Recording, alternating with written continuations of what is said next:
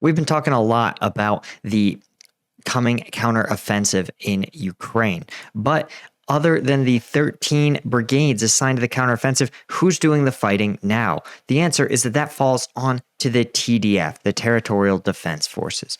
These Ukrainian servicemen are oftentimes recent joiners of the military, and we are going to be taking a look at some footage, and we're going to break down just who they are, what tactics they're using, and how they are trying to hold the line while the best of the Ukrainian military prepares to take the fight to the Russians.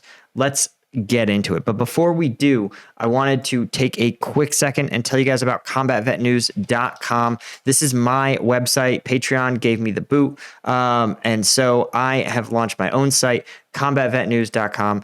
It's got not only the news stories that I don't have a chance to get to in my daily updates, all of my YouTube videos, but also it has memberships that work just like Patreon. Any tier of membership gets you access to the weekly content drops where I do breakdowns just like this one, but of the combat footage that YouTube definitely won't let me show you. This can include the GoPro footage of trench warfare, drone footage. Really, it gives us insight into the battlefield that we can't get through any other source. So check out combatvetnews.com if you're interested in supporting the channel. All right, let's take a look at this. Okay, right away, you guys can see one of the things that's interesting that Ukraine has been doing in this conflict is relying on standardized coloring. And this is a form of friend and foe identification. And what they'll do is cycle through, it seems like, different sort of standard colors to mark Ukrainian forces that alternate every couple months or every couple weeks. And the reason they do this is to ensure that Ukrainians can recognize each other, but that Russians cannot simply impersonate Ukrainian forces by, taping some of the appropriate colored tape to their uniforms. And so you see here, they may also denote different like large units, like a whole brigade may have yellow as their friend and foe identification color. But we've actually seen Ukrainian forces wearing green and blue as well. I just want to point out they're using Soviet-era BMPs. You can see classic Soviet-era move where the driver actually looks out over the vehicle, exposing their head. This seems, I see these BMPs, and as someone who rode in MRAPs in Afghanistan, the danger posed by being a human being in a hard metal box, which is a tank, it's hard to overstate the danger, right? Just like if I were to put let's say a pebble in a coffee cup, cover it and shake it violently, right? That pebble would fly around the coffee cup, banging into the sides very hard. And that's what happens to the human head when it encounters an explosive device near a vehicle that you're in, right? You become that little pebble inside the cup being shaken violently. And it's one of the reasons that the signature weapon of the Iraq and Afghanistan wars was the improvised explosive device, basically a do-it-yourself mine. And the signature injury in that war was considered the MTBI, the mild traumatic brain injury. That's because the concussive force is what dealt the actual blows. So you would receive concussions from the blow itself, banging your head against the vehicle, whiplashing the head around. It's a really, really devastating injury to have. And so when I see this Soviet era marvel of engineering, all I can think about is the risk of an MTBI type of injury. You can see here. So one of the things we talk about with the TDF forces is that they are oftentimes not the professional soldiery. And some of these guys, you can see this individual here looking older. Looks like he's maybe in his maybe late 40s. Another older individual. Some of these guys are just have their faces blurred, so it's hard to size up. But you can see that their gear is a little bit of a mishmash. You can see here he's got a helmet with a cover. This individual has a very different style of helmet. It to me is an indicator that these TDF forces are not receiving the top tier gear, that the top tier gear is being allocated to the brigades that are going to be going on this counteroffensive.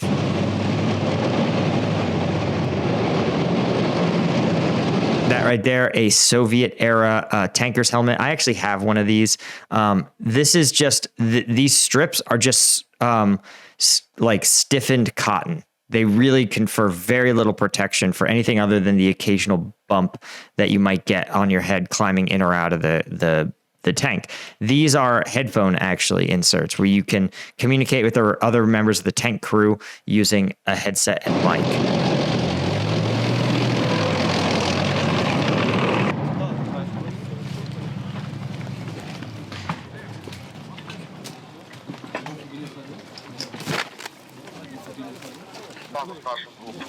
You can see here, right? We've got what looks like a PKM, the workhorse, really, general purpose machine gun of the Soviet era. But here you can see there's an AK-74 with a Soviet era 40 millimeter grenade launcher.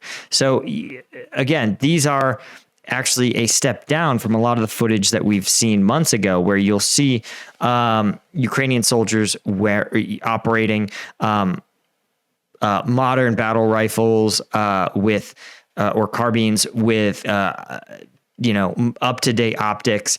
Again, this is just reminding you of who is holding the line while this preparation has been underway. Yeah, again, you can see he's got a fast helmet, but look at his gear. This is someone who, despite having non-top tier gear, looks very experienced. You can see he has a small backpack here that he can actually reach into over his back. He's got his mag bag for expended mags. This is not an accidental arraying of gear. This is somebody who knows the deal. And probably, remember, as a machine gunner, you spend a lot of your time in the prone. So being able to access gear behind you is actually preferable if that's your battlefield role.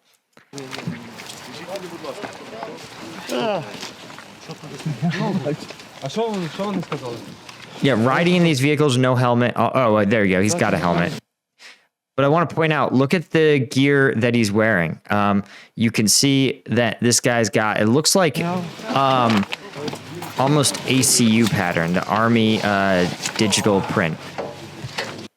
Okay, I want to point out one other thing that we sometimes see here. You've seen a lot of guys with these scissors or other cutting devices tucked into their webbing.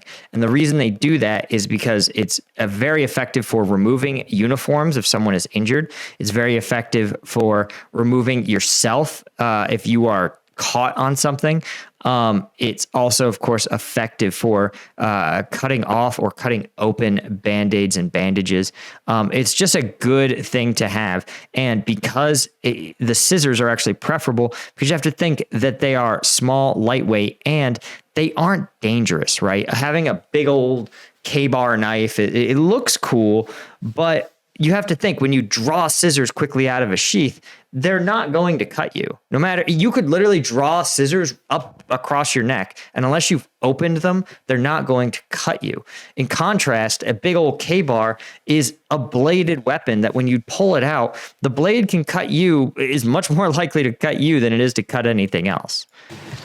But look again, you can see this gray digital pattern. That it means it was almost certainly donated by the U.S. Army. It's Army surplus gear. About 10 years ago, the Army went over to a different pattern. But clearly, the ACU pattern is getting a second life, helping these Ukrainian armed forces.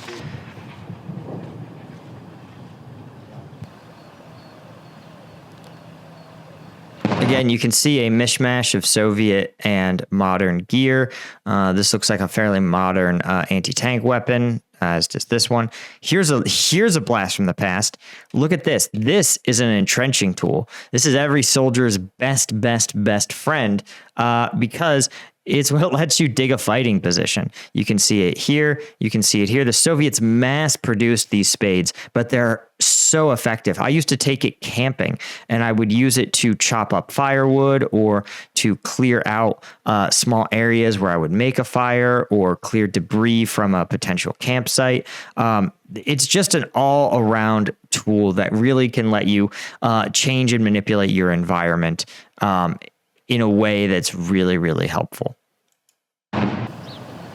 And when you're a soldier, it lets you dig a fighting position, the most important thing you can do in this conflict.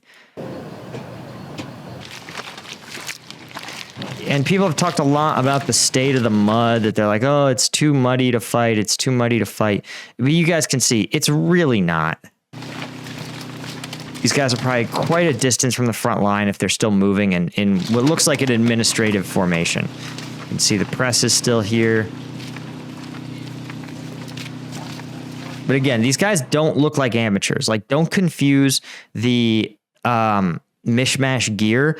Every one of them looks kitted in a way that makes sense for combat. And that's one of the big takeaways from this, is that being equipped for combat is not a function necessarily of gear, though there's a minimum necessary amount of gear to do it right. Experience goes a long way. It's one of the reasons that we've seen so many of the Ukrainian Foreign Legion troops be so effective on the battlefield. It's because they bring the experience, not just the gear. Anyway, guys, that's all I had. Be sure to check out combatvetnews.com. Thank you guys, as always, for the support. Let me know in the comments if there's other videos you want me to check out, including if there's videos that I can't show on YouTube, but would be a good hit on Combat Vet News. And until next time, I'll see you guys in the next one.